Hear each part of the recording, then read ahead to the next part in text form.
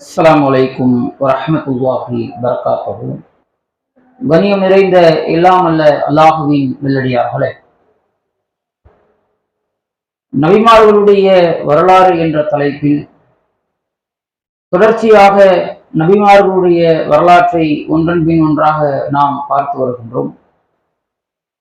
அதன் அடிப்படையில் கடந்த 3 தினங்களாக நபி ஈசா அலைஹிஸ்ஸலாம் அவர்களுடைய வரலாற்றை, அவர்களுடைய பிறப்பு, நபி ஈசா அலைஹிஸ்ஸலாம் அவர்கள் செய்த அற்புதங்கள், நபி ஈசா அலைஹிஸ்ஸலாம் அவர்கள் சிலுவையில் அறையப்பட்டாரா இல்லையா, அதற்கு இறைவன் சொல்லக்கூடிய பதில், எல்லாத்தையும் நம்ம தொடர்ச்சியாக பார்த்திருக்கிறோம்.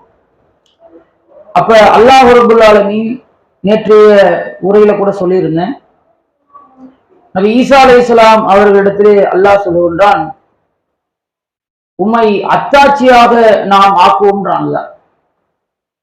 எதனுடைய அத்தாட்சி என்று நாம் பார்த்தோம் என்றால், எந்த ஒரு நபிக்கும் வழங்கப்படாத ஒரு சிறப்பை அல்லாஹ் ரப்புல் ஆலமீன் நபி ஈசா அலைஹிஸ்ஸலாம் அவர்களுக்கு வழங்குகின்றான். நபிகள் நாயகம் ஸல்லல்லாஹு அலைஹி வஸல்லம் அவர்களுடைய காலத்தில் இருந்து கிட்டத்தட்ட இன்றைய தினத்தில் இருக்கின்ற நம் வரைக்கும் கிட்டத்தட்ட 1450 வருடங்கள் நெருங்கி ஆயிடுச்சு. இந்த செய்தியை நபி ஈசா அலைஹிஸ்ஸலாம் அவர்கள் சொல்லுகின்றார்கள். ஈசா அலைஹிஸ்ஸலாம் அவர்களுடைய செய்தியை நபிகளார் அவர்கள் சொல்லுகின்றார்கள். அதற்கு முன்பாக ஒரு 500 வருடங்களுக்கு முன்பாக, 600 வருடங்களுக்கு முன்பாக வாழ்ந்தவர் தான் நபி ஈசா அலைஹிஸ்ஸலாம் அவர்கள். அப்ப இத்தனை வருட காலங்கள் நபி ஈசா அலைஹிஸ்ஸலாம் அவர்கள் மரணிக்காமல் இன்னும் உயிரோடு இருக்கின்றார்கள்.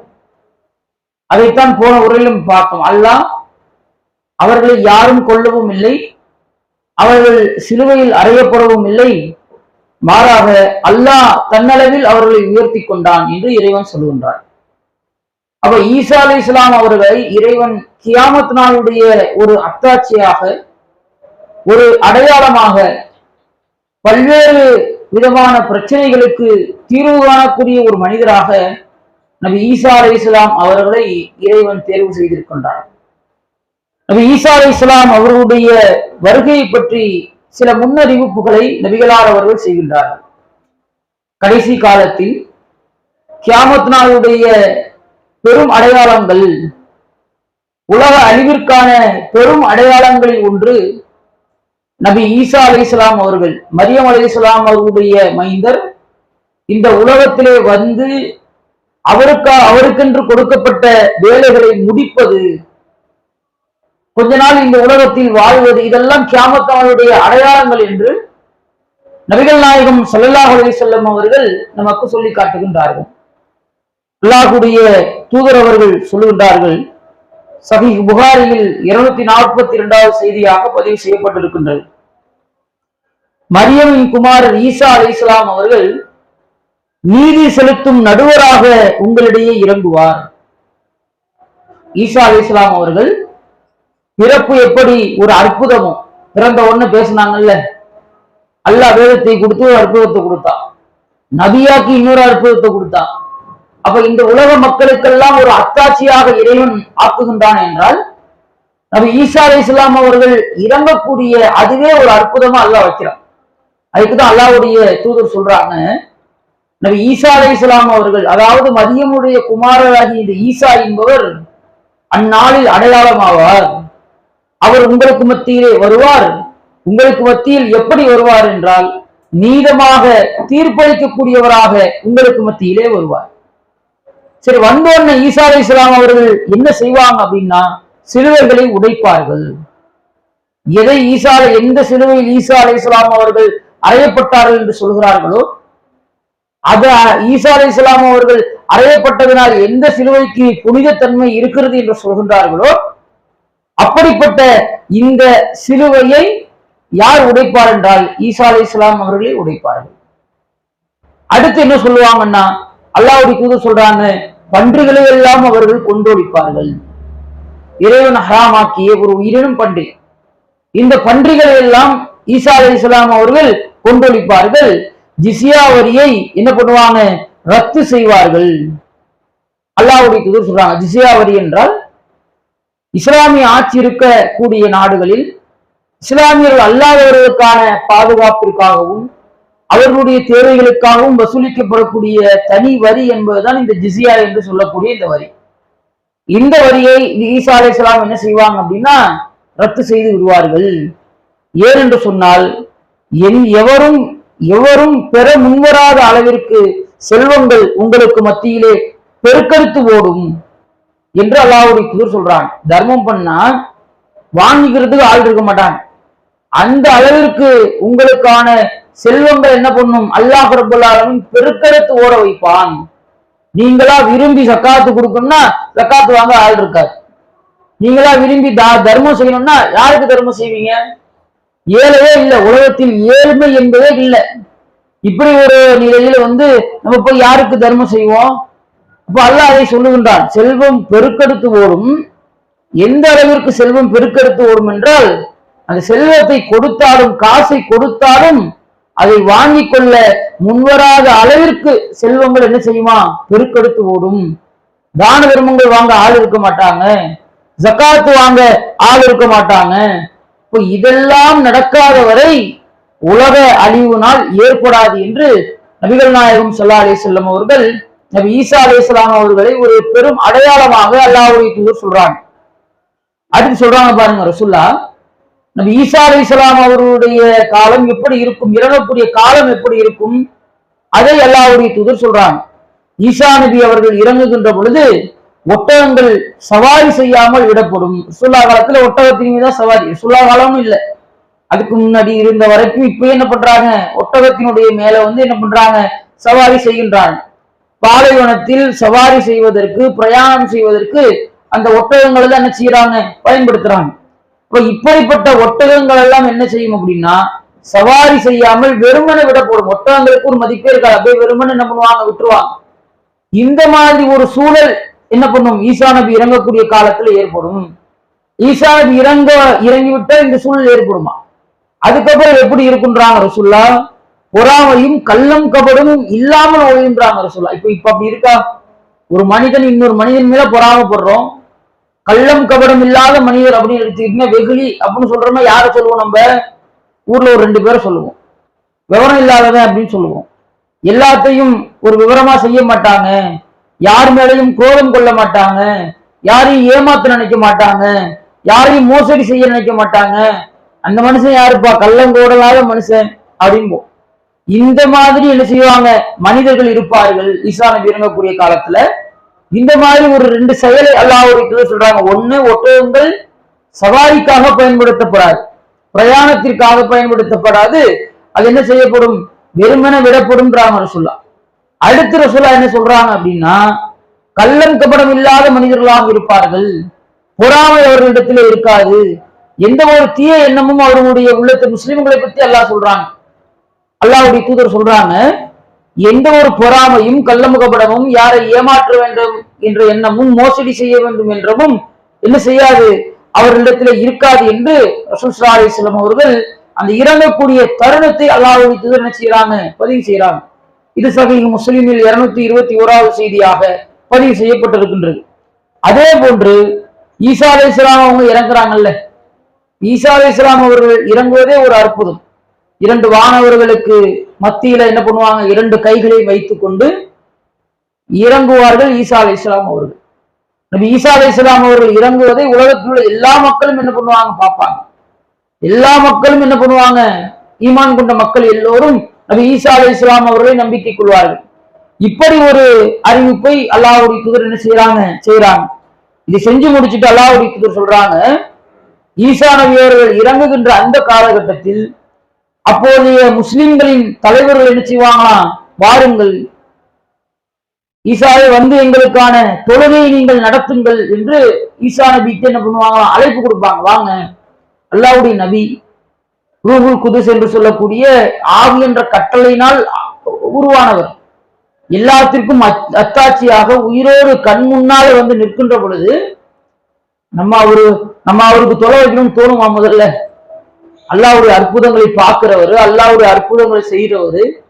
இப்ப இவ்வளவு ரசூலுல்லாஹ்வுக்கு முன்னாடியே வாழ்ந்த ஒரு நபி, மறுமையினாளுடைய அத்தாட்சி. அப்ப என்ன செய்வாங்க, நம்ம ஈசா அலைஹிஸ்ஸலாம் அவர்கள் தொழுகைக்கு வருகின்ற பொழுது ஈசா அலைஹிஸ்ஸலாம என்ன பண்ணுவாங்க, தொழுகைக்கு வாங்க அப்படின்னு சொல்லி இஸ்லாமிய தலைவர்கள் எல்லாம் அழைப்பார்களாம். அப்ப ஈசா நபி அவர்கள் சொல்வார், அவர் அதுக்கு பதில் சொல்றாங்க, உங்களை சேர்ந்த ஒருவர் தான் உங்களுக்கு இமாமாக தலைவராக இருக்க முடியும். அல்லாஹ் இந்த சமுதாயத்திற்கு இப்படி ஒரு கண்ணியத்தை கொடுத்திருக்கின்றான் என்று ஈசா நபி என்ன பண்ணுவாங்களாம், முன்னாடி வரமாட்டாங்க, மறுப்பாங்க, பின்னாடி நின்றுதான் என்ன பண்ணுவாங்க, தொழுவாங்க. ஈசா நபி இறக்கப்பட்டாலும் அல்லாஹ்வுடைய அத்தாட்சியாக இறக்கப்படுவாங்க.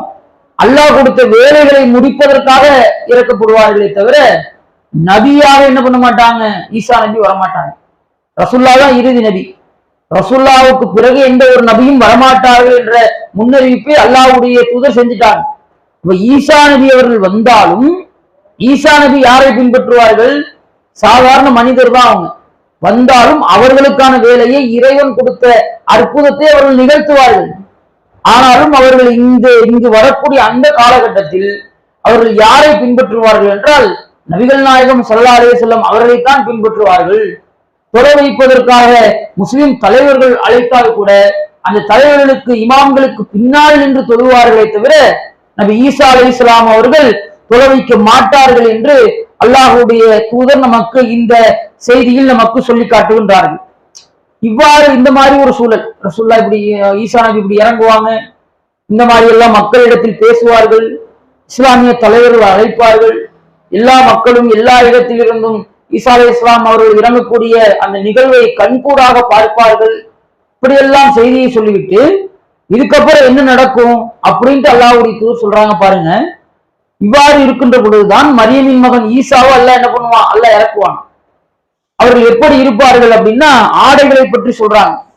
குங்கும சாயம் தேய்க்கப்பட்ட 2 ஆடைகளை அவர்கள் அணிந்திருப்பார்கள். தமது 2 கைகளையும் 2 வானவர்களுடைய சிறகுகளின் மீது வைத்தவர்களாக டமாஸ்கஸ் என்று சொல்லக்கூடிய திமிஷ் என்று சொல்ல, அந்த காலத்தில் திமிஷ் அந்த நகர்ல என்ன பண்ணுவாங்களாம், அவர்கள் இறங்குவார்கள். அங்கே கிழக்குல வெள்ளை பள்ளிவாசல் சொல்லுவாங்க, இப்ப கூட சேதப்படுத்திட்டாங்க. அந்த பள்ளிவாசலுடைய மினாராவின் அருகே என்ன பண்ணுவாங்க, ஈசா அலைஹிஸ்ஸலாம் இறங்குவாங்க. அப்ப குங்குமப்பூ கலர்ல ட்ரெஸ் போட்டிருப்பாங்க. 2 வானவர்களுடைய ரக்கைகளில் 2 கைகளையும் வைத்துக் கொண்டு இந்த டமாஸ்கஸ் என்று சொல்லக்கூடிய அந்த இடத்தில் இருக்கக்கூடிய அந்த வெள்ளை பள்ளிவாசலுடைய அந்த மினாராவின் அருகே அவர்கள் இறங்குவார்கள்.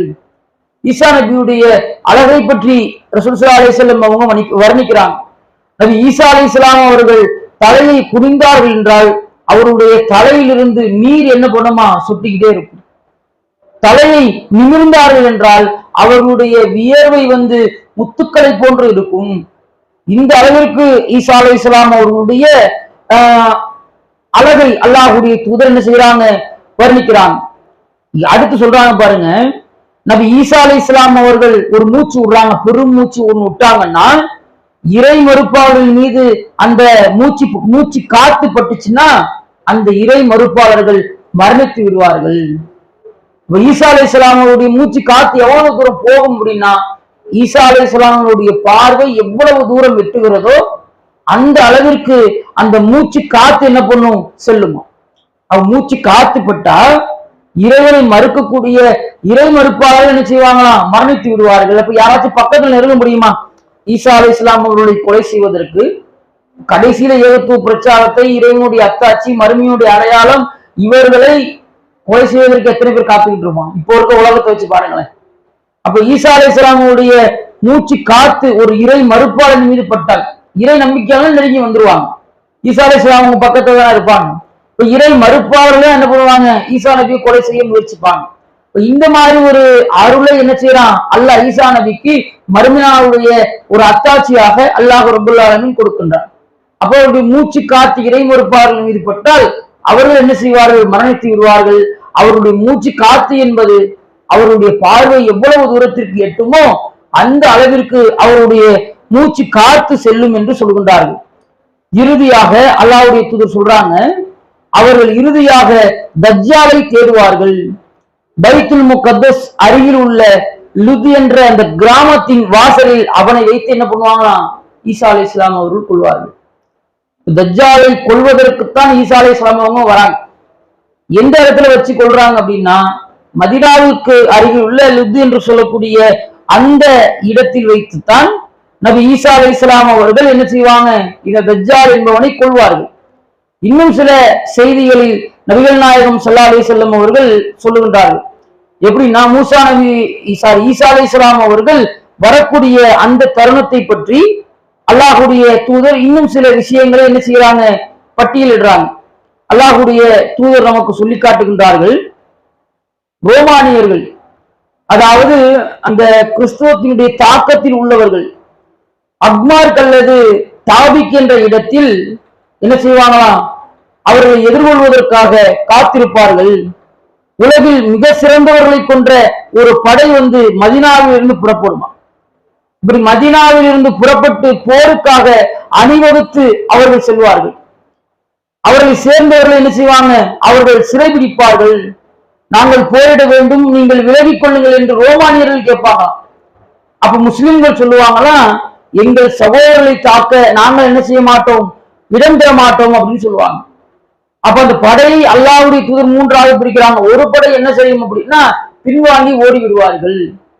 அவருடைய பின்வாங்குதலை அல்லாஹ் மன்னிக்கவே மாட்டான். இன்னொரு குரூப் என்ன செய்வாங்க அப்படின்னா, இறைவனுடைய பாதையில் அவர்கள் ஷஹீதாகி விடுவார்கள். ஒருவர் மட்டும் என்ன பண்ணுவாங்களாம், அதுல இந்த படை மூன்றாக பிரித்து ஒரு பகுதியினர் பின்வாங்கி ஓடிடுறாங்க, இன்னொரு பகுதியினர் அல்லாஹ்வின் பாதையில் என்ன செய்யறாங்க, ஷஹீதாகி விடுகிறார்கள். இன்னொரு படையினருக்கு அல்லாஹ் ரப்பல் ஆலமீன் வெற்றி அளிப்பான். அந்த நேரத்தில் அங்கு இருக்கக்கூடிய அந்த ஒலிவ மரங்களின் மீது வெற்றி பெற்ற பின்னால் தங்களுடைய வாழ்க்களை அவர்கள் தொங்க விடுவார்கள் என்று அல்லாஹ்வுடைய தூதர் நமக்கு சொல்லி காட்டுகின்றார்கள். அந்த நேரத்தில் கிடைக்கக்கூடிய இந்த போர் செல்வங்களை அவர்கள் செஞ்சிட்டு இருப்பாங்க, பங்கிட்டு கொண்டு இருப்பார்கள். அப்ப ஈசா வந்து விட்டார் அப்படின்னு சொல்லி ஷைத்தான் என்ன பண்ணுவானா, ஒரு பொய் செய்தியை பரப்புவான். அப்படி பரப்புன உடனே அவர்கள் என்ன பண்ணுவாங்க, புறப்படுவார்கள். ஆனால் அது பொய்யாகும் என்று நாங்க சொல்லலாம். அதற்கு பிறகு அவங்க சிரியாவுக்கு வராங்க. சிரியாவுக்கு போருக்காக படைகளை சரி செய்து கொண்டிருக்கும் பொழுதுதான் இப்பதான் மரியம் அலைஹிஸ்ஸலாம் நம்முடைய மகனான ஈசா அலைஹிஸ்ஸலாம் அவர்கள் இறங்குகிறார்கள்.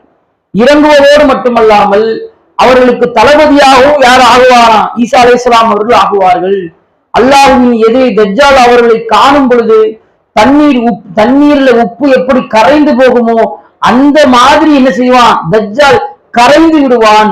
ஆனாலும் ஈசா அலைஹிஸ்ஸலாம் அவர்கள் தான் தமது கையால் தஜ்ஜாலை கொள்வார்கள் என்று அல்லாஹ்வுடைய தூதர் நமக்கு இந்த செய்தியில் நமக்கு சொல்லி காட்டுகின்றார்கள். இன்னொரு செய்தியில, முஸ்லிம்ல வரக்கூடிய செய்தியில எப்படி வருதுன்னா, தஜ்ஜாலை கொன்றுவிட்டு அந்த ஈட்டியை, தஜ்ஜாலுடைய ரத்தம் படிந்த ஈட்டியை மக்களுக்கு முன்பாக நபி ஈசா அலைஹிஸ்ஸலாம் அவர்கள் காட்டுவார்கள். இந்த மாதிரி ஒரு செய்தியை தஜ்ஜாலை ஈசா அலைஹிஸ்ஸலாம் அவர்கள் எப்படி கொள்வார்கள் அல்லாஹ் சொல்றான் பாருங்க. இந்த மாதிரி ஒரு படை போகும், அந்த படையில் ஒரு பகுதியினர் பின்வாங்கி போயிடுவாங்க, ஒரு பகுதியினர் இறந்து விடுவார்கள், ஷஹீதாகி விடுவார்கள், ஒரு படையினர் வெற்றி பெறுவாங்க. அப்படி வெற்றி பெறுகின்ற பொழுது ஷைத்தான் ஒரு பொய்ய பரப்பான், ஈசா வந்துட்டார் அவன் புறப்பட்டு பார்ப்பாங்க, யாரும் வரமாட்டாங்க. கடைசியில சிரியால இருந்து ஒரு படை கிளம்பும், அதற்குத்தான் யாரை அல்லாஹ் தளபதி ஆக்குறான்னா நபி ஈசா அலைஹிஸ்ஸலாம் அவர்களை இறைவன் தளபதி ஆக்குகின்றான். இப்படி தளபதியாக்கி, அதாவது ஈசா அலைஹிஸ்ஸலாம் அவர்களை பார்த்த உடனே உப்பு எப்படி தண்ணீரில் கரையுமோ அதை போன்று தஜ்ஜால் கரைந்து விடுவான். இருந்தாலும் ஈசா அலைஹிஸ்ஸலாம் என்ன பண்ணுவாங்க, தன்னுடைய கையாலேயே இந்த தஜ்ஜாலை கொள்வார்கள். அவர்கள் கொன்ற அந்த ஈட்டியுடைய ரத்தத்தை எடுத்து மக்களுக்கு மத்தியில் அவர்கள் காட்டுவார்கள் என்று அல்லாஹ்வுடைய தூதர் நமக்கு சொல்லி காட்டுகின்றார்கள். அது மட்டும் இல்லாமல் அல்லாஹ்வுடைய தூதர் சொல்றாங்க பாருங்க, தஜ்ஜாலை கொன்ற பிறகு தஜ்ஜாலிடமிருந்து தப்பித்த கூட்டத்தினர் இருப்பாங்கல்ல, அந்த தப்பித்த கூட்டத்தில் என்ன பண்ணுவாங்களா, ஈசா அலைஹிஸ்ஸலாம் அவரிடத்துல வருவாங்களாம். ஈசா அலைஹிஸ்ஸலாம் அவரிடத்துல நபி ஈசா அலைஹிஸ்ஸலாம் அவருடைய முகங்களை அவர்கள் தடவி கொடுப்பார்கள். சொர்க்கத்தில் அவர்களுக்கு கிடைக்க போகின்ற பதவிகளை பற்றி ஈசா அலைஹிஸ்ஸலாம் அவர்கள் என்ன செய்வாங்க, எடுத்து சொல்வார்கள். அந்த மக்களுக்கு எடுத்து சொல்லுவாங்க, சொர்க்கத்தில் உங்களுக்கு இப்படி எல்லாம் பதவி இருக்கு, இப்படி எல்லாம் இன்பம் இருக்கு அப்படின்னு என்ன செய்வாங்க, எடுத்து சொல்லுவாங்க. அது மட்டும் இல்லாமல் ஈசா நபி தஜ்ஜாலை கொன்ற பிறகு 7 ஆண்டுகள் எந்த இருவருக்கிடையும் எந்த பகையும் இல்லாத நிலை ஏற்படும், சண்டையே போட்டுக்க மாட்டார். தஜ்ஜால் இறந்த பிறகு அடுத்த 7 வருடங்களுக்கு எந்த ஒருவரும் யாரையும் என்ன செய்ய மாட்டாங்க, கொலை செய்ய மாட்டான், சண்டை போட மாட்டான், மோசடி செய்ய மாட்டான். எந்த ஒரு காரணத்திற்காகவும் 2 நபர்களுக்கு மத்தியில் சண்டை வராது என்று அல்லாஹ்வுடைய தூதர் சொல்றாங்க. மீண்டும் அல்லாஹ்வுடைய தூதர் சொல்றாங்க, இந்த இப்படி ஒரு நிலை வந்துட்டாங்க, எல்லா மக்களும் பார்த்துட்டாங்க, தஜ்ஜாலும் கொல்லப்பட்டு விட்டான், இதுக்கப்புறம் என்ன நடக்கும்? அதை அல்லாஹ்வுடைய தூதர் சொல்லுகின்ற பொழுது, இந்த நிலையில்தான் அல்லாஹ் என்ன பண்ணுவானா, ஈசா நபிக்கு ஒரு அறிவிப்பை செய்கின்றான். யாராலும் வெல்ல முடியாத அடியார்களை நான் வெளிப்படுத்தியுள்ளேன். யார சொல்றான் அல்லாஹ்? யஜூஜ் மௌஜூஜ் என்று சொல்லக்கூடிய கூட்டத்தை பற்றி அல்லாஹ் பேசுறான். யாராலும் ஜெயிக்க முடியாத அடியார்களை நான் வெளிப்படுத்தியுள்ளேன். அதனால உங்களோடு இருக்கக்கூடிய இந்த மூமின்களை தூர்மலையின் பக்கம் நீங்கள் அழைத்து சென்று விடுங்கள் என்று நபி ஈசா அலைஹிஸ்ஸலாம் அவர்களுக்கு முன்னறிவிப்பு செய்யப்படுகின்றது. இந்த அறிவிப்பு செய்யப்படும். ஈசா அலைஹிஸ்ஸலாம் அவர்கள் அதை தொடர்ந்து அல்லாஹ்வுடைய தூதர் சொல்றாங்க, யஜூஜ் மௌஜூஜ் கூட்டத்தினரை அல்லாஹ் அனுப்புவானா. அவர்கள் ஒவ்வொரு உயரமான பகுதியில் மின்குள்ளி ஹதிபின் ஒவ்வொரு உயரமான பகுதியிலிருந்தும் அவர்கள் கீழே இறங்கி வருவார்கள். அவர்களில் முதலாவது ஒரு படை வருது, வரிசையா ஒரு படை வருது. அதுல முதலாவது வரக்கூடியவர் ஜோர்தானில் உள்ள தபரியா என்று சொல்லக்கூடிய அந்த நதியிலே குடிப்பார். ஆனால் அந்த படையிலே கடைசியாக வரக்கூடியவர் அந்த நதியை பார்த்துட்டு சொல்லுவாரா, ஒரு காலத்தில் இந்த நதியில் என்ன இருந்துச்சு, தண்ணி இருந்துச்சு. யோசிக்க முடியாது நம்மளால. அந்த படையினுடைய வலிமையை பாருங்க. படையில் முதலாவது வரக்கூடிய ஒரு நபர் தபரியா நதியில போய் தண்ணி குடிக்கிறார்.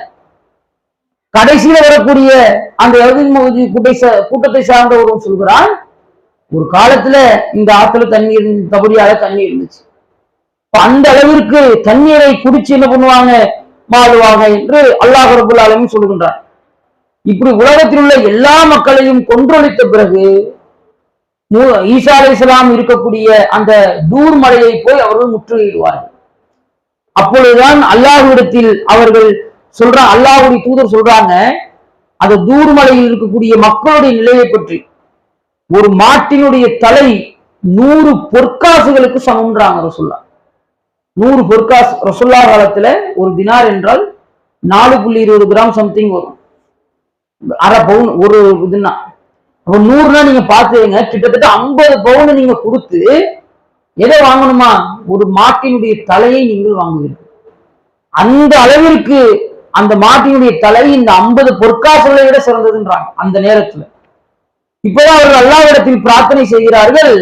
அப்ப அல்லாஹ் என்ன செய்வான் அப்படின்னா, அந்த யஜூஜ் மஜூஜ் அவர்களுடைய பிடரிகளில் புழுக்களை அல்லாஹ் ஏற்படுத்துவான். யாராலுமே கொல்ல முடியாத படை. ஆனா அவர்களுடைய பிடரிகளில் இருந்து என்ன வருமா, புழுக்கள் வெளியில வருமா. அப்படி புழுக்கள் வெளியில ஒவ்வொருவரும் அவர்கள் செத்து மடிவார்கள், இறந்து விழுவார்கள். அவர்களுடைய உடம்புகளில் இருந்து கொழுப்பு வெளியில உடம்பு வெடிக்குமா. ஒட்டகம் பாலைவனத்துல இறந்து போச்சுன்னா பாத்திருக்கீங்களா, வெடிக்கும், வயிறு அப்படியே வெடிக்கும். ஏனென்றால் அது தன்னுடைய உணவை திமில்ல சேர்த்து வைக்கும். இறந்து அந்த உணவுகள் இறந்து போன ஒட்டகத்தில் அந்த உணவு செரிக்காமல் அதுல பாக்டீரியா வச்சு அதுல மீத்தேன் உருவாகி ஒட்டகத்தினுடைய வயிறு வெடிக்கும். இந்த மாதிரி என்ன பண்ணுவாங்களாம், இந்த யஜூஜ் மஜூஜுடைய கூட்டத்தினர் வெடித்து சிதறுவார்கள். அவர்களுடைய கொழுப்பு துர்நாற்றத்தால் நிரம்பி இருக்கும். அப்ப மறுபடியும் ஈசா அலைஹிஸ்ஸலாம் அவங்க என்ன பண்ணுவாங்க, ஒரு பிரார்த்தனை செய்வார்கள். அப்பொழுதுதான் அல்லாஹ் ரப்பல் ஆலமீன் சொல்கின்றான், ஒட்டகத்தினுடைய கழுத்துக்களை போன்று உள்ள பெரிய பறவைகளை அல்லாஹ் அனுப்புவான். அந்த பறவைகள் என்ன செய்யும், அல்லாஹ் நாடிய இடத்தில் அவர்களை தூக்கி கொண்டு சென்று வீசும். பிறகு அல்லாஹ் ஒரு மலையை பொழிய செய்வான். ஒட்டுமொத்த பூமியும் என்ன பண்ணுமா, கிளீன் ஆகும். ஒட்டுமொத்த பூமியையும் அல்லாஹ் சுத்தப்படுத்துவான். அல்லாஹ் எப்படி சுத்தப்படுத்துறான் பாருங்க. அடுத்த ரசூலுல்லாஹ் சொல்றாங்க, ஒட்டுமொத்த பூமியும் சுத்தப்படுத்தப்படும். இதை முடித்து விட்டு அல்லாஹ் பூமிக்கு ஒரு ஆர்டர் போடுறான், நீ உன்னுடைய கனிவர்க்கங்களை முளைக்க செய்வாயாக என்று அல்லாஹ்விடத்தில் இருந்து பூமிக்கு ஒரு கட்டளை வரும். அந்த பூமிக்கு கட்டளை வந்ததற்கு பிறகு எந்த அளவிற்கு வளம் கொளிக்கும் என்றால் அல்லாஹ்வுடைய தூதர் சொல்றாங்க, ஒரு மாட்டினுடைய தலையை 100 தங்க காசு கொடுத்து வாங்கினீங்கல்ல. இந்த யஜூஜ் மௌஜூஜ் இறந்த பிறகு, இந்த பூமி சுத்தப்படுத்தப்பட்ட பிறகு இறைவன் பூமிக்கு கட்டளையிடுவான். இந்த பூமி எந்த அளவிற்கு பலங்களை வெளிப்படுத்தும் என்றால், ஒரு குழுவினர் சேர்ந்து ஒரு மாதுள பழத்தை உண்பார்கள். அதுக்கு மேல சாப்பிடுவாங்க. அப்ப மாதுள பழம் எவ்வளவு பெருசு இருக்கும் பாருங்க. ஒரு குழுவினர் சேர்ந்து என்ன செய்வாங்களாம், ஒரு மாதுளை பழத்தை உண்பார்கள். மாதுளை பழத்தினுடைய அந்த தோல் இருக்குல்ல, அந்த தோல் மனிதர்களுக்கு நிழல் கொடுக்கக்கூடிய அளவுக்கு பெருசா இருக்குமா. இதெல்லாம் மறுமையானவருடைய அடையாளம். அல்லாஹ் சொல்றான். பூமியிலே பார்க்கலாம், ஒரு மாதுளை பழத்தை ஒரு குழுவே சேர்ந்து சாப்பிடுறாங்க. ஒரு மாதுளை பழத்தினுடைய தோல்ல இப்ப நிழல் கொடுக்க முடியுமா? ஒரு பிறந்த குழந்தைக்கு இப்ப இருக்கக்கூடிய மாதுளை பழத்தை வெட்டி அவனுடைய தோல் எடுத்து வெயில்ல போறப்ப அப்படியே குடை மாதிரி பிடிச்சிட்டு போக முடியுமா? போக முடியாது. ஆனா அல்லாஹ் சொல்றான், மறுமை நாள் என்ன செய்யும்? இது நடக்கும். அல்லாஹ் அதை சொல்லுகின்றான். அதே மாதிரி அல்லாஹ் சொல்லுகின்றான், ஒரு ஒட்டகம் தரக்கூடிய பால் என்பது ஒரு பெரும் குலத்தாருக்கே போதுமானதாக இருக்கும். ஒரு ஆடு ஒண்ணு நீங்க சாப்பிட்டீங்கன்னா உறவினர்கள் அடங்கிய ஒரு மொத்த கூட்டத்திற்கே அது போதுமானதாக இருக்கும். இந்த நிலையில்தான் அல்லாஹ் என்ன செய்வானா, ஒரு தூய்மையான காற்றை அனுப்புவானா. அது ஒவ்வொரு மனிதனுடைய அக்குளுக்குள்ளும் என்ன செய்யும்? புகழ்ந்து செல்லும். அப்படி புகழ்ந்து செல்லுகின்ற பொழுது இறை நம்பிக்கை கொண்ட ஒவ்வொரு முஸ்லீமுடைய உயிரையும் அது கைப்பற்றிவிடும். மொத்தமா இந்த உலகத்தில் உண்மையான முஸ்லீம்கள் என்று யாரெல்லாம் இருக்கிறார்களோ அந்த முஸ்லிம்கள் எல்லோரையும் அந்த தூய்மையான காற்று என்பது மரணத்தை, அழகான ஒரு மரணத்தை அல்லாஹ் கொடுக்கிறான். எந்த ஒரு அழிவும் இல்லாம கண்ணாப்பான் வெடிச்சு சிதறாம அல்லாஹ் சொல்றான்ல, இதா ஜில்ஜிலத்தில் அருள் ஜில்ஜாலகா, பூமி நடுநடுங்கும் பொழுது கியாமத் பத்தி அல்லாஹ் அப்படி சொல்றான். அதெல்லாம் இல்லாம தூய்மையான காற்றை அல்லாஹ் அனுப்புறான். அந்த காற்று ஒவ்வொரு பூமியினுடைய அக்குளுக்குள்ளும் புகுந்து செல்லும். அந்த காற்று உங்களுடைய உயிர்களை கைப்படுத்தும் அல்லாஹ் சொல்லுகின்றான். அடுத்து அல்லாஹ்வுடைய தூதர் சொல்றாங்க, இப்படி எல்லா மூமின்களையும் இறைவன் கைப்பற்றிய பின்பாக தீயவர்கள் மட்டும் எஞ்சியிருப்பார்கள். அவர்கள் எந்த அளவிற்கு தீயவர்கள் என்றால், அவர்கள் கழுதைகளை போன்று வெட்ட வேளையில் பகிரங்கமாக ஆணும் பெண்ணும் உறவு வைத்துக் கொள்வார்கள். இப்ப என்ன பண்றோம், ஒரு கணவன் மனைவி சேர்ந்து இருக்கணும் ஒரு ரூம். அல்லாஹ் சொல்லுகின்றான், எந்த அளவிற்கு தீமை பரவி இருக்கின்றதே ரசூல் ஸல்லல்லாஹு அலைஹி வஸல்லம் சொல்றாங்க பாருங்க. உண்மையான மூமின்கள் எல்லோரும் மரணிச்சிருவாங்க, தீயவர்கள் மட்டும்தான் இருப்பார்கள். அந்த தீயவர்களுக்கான இலக்கணத்தை அல்லாஹ் பேசுகின்றான். எந்த அளவிற்கு அவர்கள் தீயவர்களாக இருப்பார்கள் என்பதற்கான எல்லை கோட்டை இறைவன் வகுக்கின்றான். அவர்கள் வெட்ட வெளியில் பகிரங்கமாக உறவு கொள்வார்கள். அவர்கள் மீதுதான் உலக முடிவு நாள் ஏற்படுன்றான். மூமின்களுக்கு, இறை நம்பிக்கை கொண்டவர்களுக்கு உலக முடிவு நாள் ஏற்படாது. அதுக்கு முன்னாடியே என்ன பண்ணிடுவான் அல்லாஹ், ஒட்டுமொத்த மனிதர்களையும் கைப்பற்றிடுவான். இது போன்ற தீயவர்களுக்குத்தான் உலக முடிவு நாள் ஏற்படும் என்று அல்லாஹ் ரப்பல் ஆலமீன் அல்லாஹ்வுடைய தூதர் இந்த செய்தியில் நமக்கு சொல்கின்றார்கள். இறுதியாக ஈசா அலைஹிஸ்ஸலாம் அவர்களை பற்றி சொல்லுகின்ற பொழுது அல்லாஹ்வுடைய தூதர் சொல்றாங்க, என் உயிர் எவன் கைவண்ணம் இருக்கிறதோ அவன் மீது சத்தியம் செய்கின்றேன், மரியமின் புதல்வர் ஈசா அவர்கள் மக்காவுக்கும் மதீனாவுக்கும் இடையே உள்ள பஜ்ஜூர் ரஹா என்னும் இடத்தில் ஹஜ்ஜுக்காகவோ அல்லது உம்ராவிற்காகவோ அல்லது அவ்விரண்டிற்குமாகவோ தல்பியா சொல்பவர்களாக இருப்பார்கள். ஹஜ் உம்ராவும் செஞ்சிருவாங்க. ஹஜ்ஜி செய்வாங்க அல்லது உம்ரா செய்வாங்க, அல்லது ஹஜ்ஜி உம்ரா என்ன பண்ணுவாங்க, ஈசா அலைஹிஸ்ஸலாம் அவர்கள் சேர்த்து செய்வார்கள் என்று ரசூல் ஸல்லல்லாஹு அலைஹி வஸல்லம் அவர்கள் ஈசா நபி அவர்கள் இறுதி நாட்களில் எப்படி இறங்குவார்கள், அவருடைய வேலை என்ன, யுக முடிவு நாள் அவர்களுக்கு பின்பாக எப்படி வரும் என்பதை இந்த பட்டியலிட்டு சொல்கின்றார்கள். எனவே இதை படிப்பினையாக, இந்த வரலாறுகளை படிப்பினையாக எடுக்கக்கூடிய சமூகமாக, மூமின்களாக அல்லாஹ் உங்களையும் என்னையும் ஆக்கி அருள் புரிவானாக. வாஹ்ரதவான் அல்ஹம்துலில்லாஹி ரப்பில் ஆலமீன். அஸ்ஸலாமு அலைக்கும் வரஹ்மத்துல்லாஹி வபரகாத்துஹு.